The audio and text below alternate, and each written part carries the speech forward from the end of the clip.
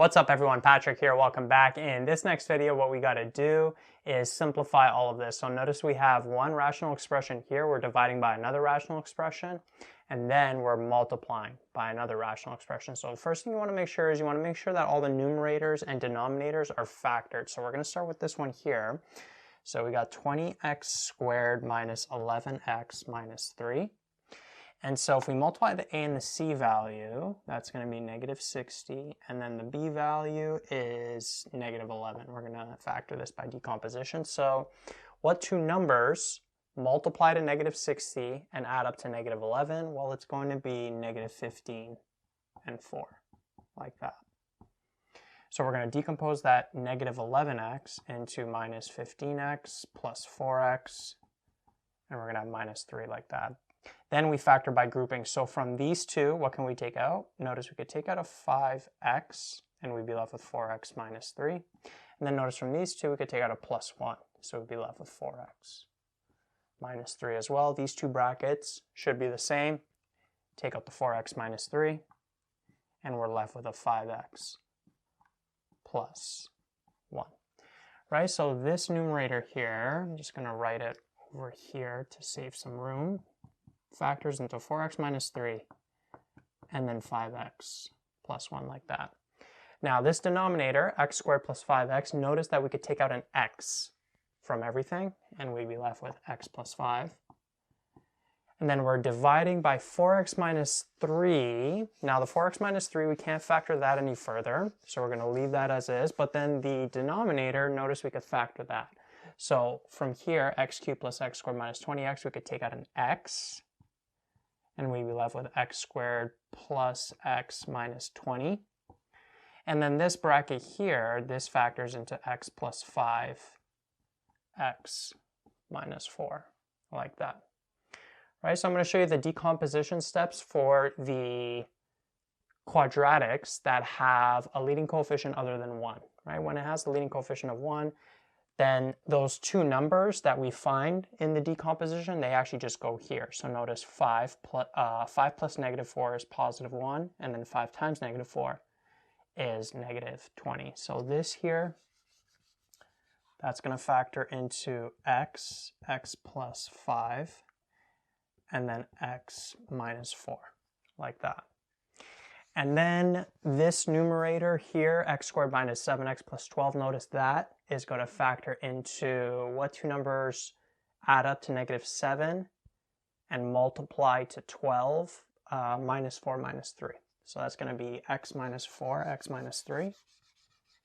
That's what this is going to factor into. And then this one here, let's do it by decomposition. So what we would do, multiply the 5 and the negative 4, that's going to give us negative 20. And then we got the negative 19 as the b value. So what two numbers multiply to negative 20 add up to negative 19? That's going to be negative 20 and positive 1. Like that. So then we decompose the negative 19x into minus 20x plus 1x. And then the 5x squared, the minus 4, we're keeping as is. And then notice from these two, we could take out a 5x. We'd be left with x minus 4. And then from here, we could take out a plus 1. We'd be left with x minus 4. Then the x minus 4 we could take out. And we'd be left with 5x plus 1. Like that. So this denominator here factors into those two terms. So I'm going to write that over here. So we're going to have x minus 4 times 5x plus 1, like that. Right, so on your sheet, this could be the next line. Now from here, they may ask for restrictions, they may not. If they do ask for restrictions, we can get them now before canceling stuff out. So it's basically, notice that it's the x values that are going to make all the denominators 0. But it's also going to be the x value that makes this numerator 0 because we're dividing. Remember, when you're dividing by a rational expression, you also have to get the restriction from that numerator that you're dividing by. Because if the numerator is 0 here, this whole thing, this whole rational expression is 0, you can't divide by 0. right? So from here, this x by itself, notice x cannot be 0. That's one of the restrictions. Here, x cannot be -5. Here, x cannot be, sorry, I didn't put cannot be, cannot equal 3/4. And then we have the 0, we have the -5 already here.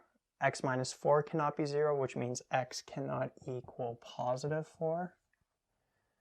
And then here we got that already, and then 5x plus 1 can't be 0, so if we isolate for the x, that means x cannot equal -1/5.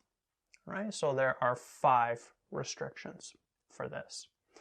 And now that we got the restrictions, now we can simplify. So to simplify this, you know what, I was just going to flip this, but let's just write it all out. So we got 4x minus 3 times 5x plus 1 times x plus 5. So here we're dividing by this rational expression, so we could flip it, and we're going to be multiplying. So we got x plus 5, x minus 4 all over 4x minus 3. And then we're going to be multiplying by this rational expression, x minus 4, x minus 3. Then we got the x minus 4, 5x plus 1, like that. All right, so from here, notice the x's cancel out. We got the 5x plus 1, the 5x plus 1 over there. I'm going to kind of go all over the place. X minus 4's cancel out, 4x minus 3's cancel out. And then the x plus 5's cancel out over here. All right, and then nothing else cancels out. These two x minus 4's canceled, so this one stays over here. So what we end up with is x minus 4 times x minus 3. This times that. There's no other terms left. Right, so all of this simplifies to that. If this is a multiple choice, this might be expanded. So this might be x squared minus 7x plus 12, right? Which was actually, this term over here. So this here, this x minus 4, and this one could have canceled out. And then, yeah, we would have just been left with this term, right? So whichever one you cancel out with doesn't matter, but that's what you should end up with, whichever way you end up going. Right, so this simplifies into these two terms, or if you expand them into that, and then those are the restrictions.